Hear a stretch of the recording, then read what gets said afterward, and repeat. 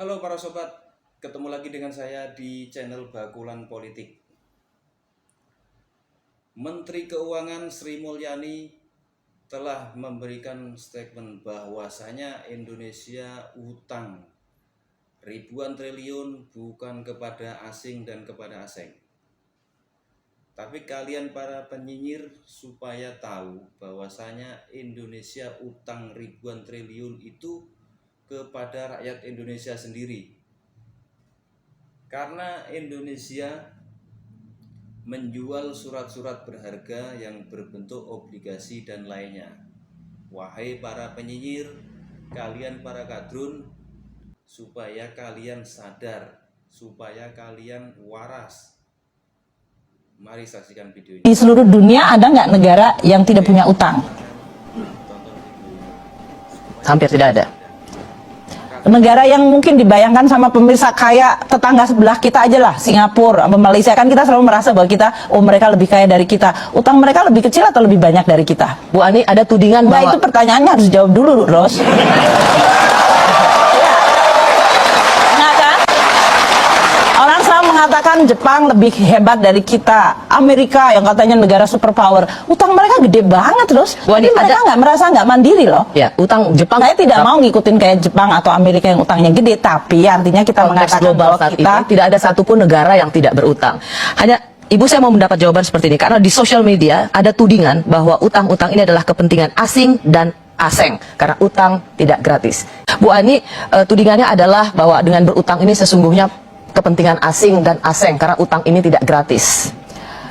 kita berutang sama masyarakat Indonesia sendiri. Jadi mayoritas dari utang kita lebih dari 90% itu adalah dalam bentuk surat berharga negara yang kita lelang 24 kali dalam setahun. Di dalam negeri dibeli mayoritas oleh dana pensiun kita, asuransi, perbankan. Jadi kalau pemerintah bayar bunga dan bayar pinjaman, yang nerima masyarakat. Memang ada bagian asing yang membeli, tapi itu mayoritas kecil, itu adalah bagian yang kecil dari total keseluruhan utang kita. Jadi kalau sebagian masyarakat kita memiliki tabungan dan kemudian meletakkan di bank, banknya bahkan bisa menawarkan Anda ingin ini deposito biasa atau Anda mau masukkan dalam surat berharga negara. Anda bisa membeli obligasi. Jadi sebetulnya ini adalah sama seperti di negara yang makin modern, di mana kita makin memperdalam sektor keuangan. Masyarakat kita, kalau sekarang ini pendapatannya makin tinggi, kelas menengah, mereka punya tabungan, dia tidak lagi hanya menabung di bank dan kemudian mendapatkan bunga yang makin rendah. Mereka sekarang ingin menginvestasikan tabungannya. Ada yang membeli saham, ada yang membeli surat utang negara. Dan kalau negara meminjam, berarti kalau saya membayar bunganya, yang dapat keuntungan ya rakyat kita sendiri. Jadi sebetulnya konsep seolah-olah ada makhluk asing, negara asing datang nawar-nawarin ini kamu cepet nih konspirasi, nggak ada itu. Semuanya transparan. Kita mengatakan berapa jumlah utang kita 1 tahun, kita menyampaikan berapa kali lelangnya, berapa pada saat ini kita akan membutuhkan untuk menerbitkan surat utang. Itu dikomunikasikan kepada masyarakat. Dan kemudian itu tadi para pengelola dana pensiun, kalau Anda adalah pegawai negeri, ada Taspen.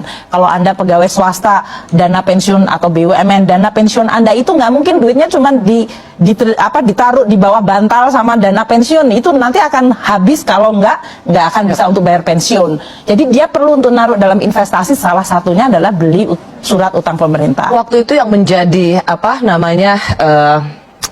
semacam serangan bertubi-tubi, terutama kepada Menteri Keuangan, ketika ditanya soal hutang dan kemudian diberitakan bahwa Menteri Keuangan tidak tahu kemana utang itu larinya, gitu.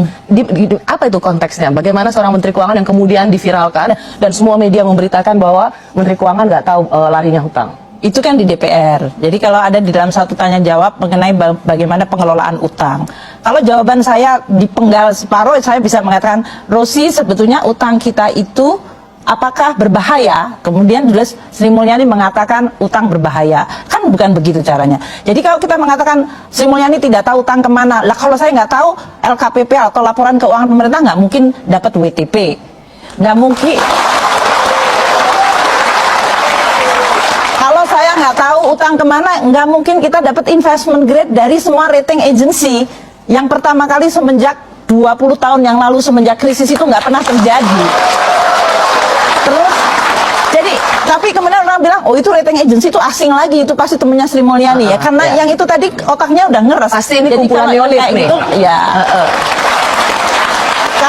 Kalau yang kelompok seperti itu kan selalu ingin memutarnya dan mengatakannya ini semuanya, pokoknya kalau ada bau-bau asing, saya pagi-pagi makan roti, oh tuh kan Sri Mulyani berbau asing. Kalau saya mau pergi kemana pakai tisu, tuh kan itu baunya asing. Jadi semua orang ingin, padahal kalau dipikir-pikir saya baru pulang setahun tuh seolah-olah semuanya jadi persoalan Sri Mulyani dan bau asing gitu. Nah ini adalah sesuatu yang memang dari sisi politik ada yang menginginkan untuk membuat itu menjadi cerita. Tapi saya ingin sampaikan kepada masyarakat, Anda semuanya percaya bahwa APBN, saya kembali ke Indonesia karena saya terpanggil untuk mengatakan bahwa saya merasa banyak bisa berbakti kepada negara yang saya cintai ini. Dan oleh karena itu dari awal saya menyampaikan APBN harus kredibel dan sehat. Karena kalau APBN kredibel dan sehat, dia menjadi alat yang ampuh bagi pemerintah dan DPR dan masyarakat untuk menyejahterakan masyarakat.